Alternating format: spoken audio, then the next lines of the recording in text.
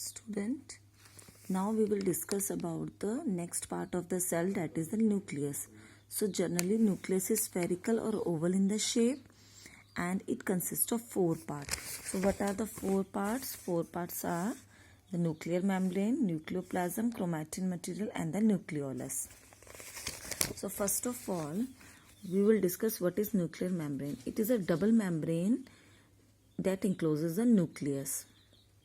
It separates the nucleus from the cytoplasm. Here you can see this is a cytoplasm, this is a nucleus, and nucleus is separated from the cytoplasm through this nuclear membrane. Then it has pores called nuclear pore on the surface which allow exchange of material between nucleus and cytoplasm. So here small pores are there. You can see under the microscope. They allow the exchange of material through the cytoplasm and in the nucleus. Next is the nucleoplasm. As we know that cell has cytoplasm, a jelly-like structure, but inside the nucleus also a jelly-like substance is present within the nucleus, and the chromatin material and nucleus are suspended on it. Means in this nucleoplasm the chromatin material and the nucleolus is present. Then the third part is the chromatin material. What is chromatin material? It is a network of thread-like structure. You can see here these are the small thread-like structure called the chromosomes, and chromosomes carry the genes. Now student, what are genes? Actually genes are the unit of heredity that carry information from your parents to the children. For example, your eyes resemble to your mother, your lips resemble to your father. So these are the genes, means the genetic material which you inherit from your parents.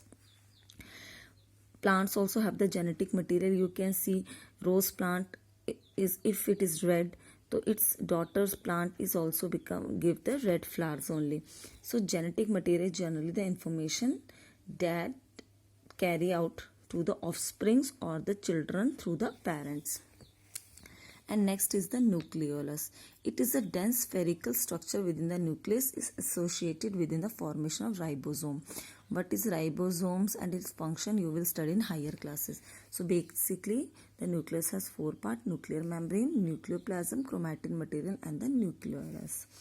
What is the function of the nucleus? Nucleus is the most important and essential part of the cell.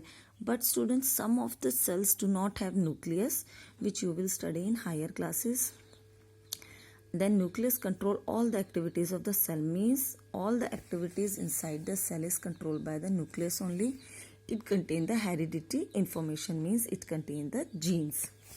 Next is the cell wall. As we know that there is a little difference between the animal cell wall and the plant cell wall. Cell wall, the structure, it is an additional membrane present outside the plasma membrane. In plants, I already told the plant cells has the cell wall, but animal cells do not have the cell wall, they have the cell membrane. But plants have cell membrane, and outside the cell membrane is the cell wall, which give the rigidity to the plant. Rigidity means plants can stand during the storm, rain, hotness, means under the sun, due to this cell wall. It is a thick and rigid membrane that gives shape to the plant cells. Its function, it protects the plant against the variation in temperature, which I already told you that give the rigidity. It provides mechanical strength, means plant is unable to stand during the strong wind. It prevents bursting of the plant cells. It is permeable and allow all the material to pass through it. Students, we have already studied about selectively permeable. Selectively permeable means it allow only some particles to pass through it. But when we talk about the permeability, permeable means allow all the material to pass through it. So in plants all the material can pass through this cell wall. Next are the vacuoles. Vacuoles you have seen in animals, these are small vacuoles, but in the plants have the large vacuoles. So these are the small or large fluid filled sacs bound by membrane contain a fluid called the cell sap. In plants they contain the cell sap. Animal cells generally contain many small vacuoles. Mature plant cells normally contain one large vacuole and few small vacuoles.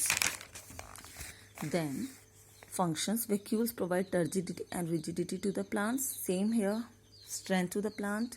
They may contain certain pigments of waste products. Sometimes they store the food also. The last one, plastids, they are present in the plant cells only. Plastids are organelles which present in the plant cells only, and plastids are spherical or the circular. Sphericals means little bit this type and or the round shape, and they bounded by a double membrane. They are of three type: chloroplast, chromoplast and the leucoplast. So chloroplast, you know that for photosynthesis plant need the chlorophyll, and this chlorophyll is bounded inside the chloroplast. So chloroplast contain the chlorophyll, a green pigment which help in the process of photosynthesis. It present in the leaves and carry out photosynthesis. Now chromoplast, they contain red, orange or yellow pigment, and mostly they give color to the fruits and the flowers.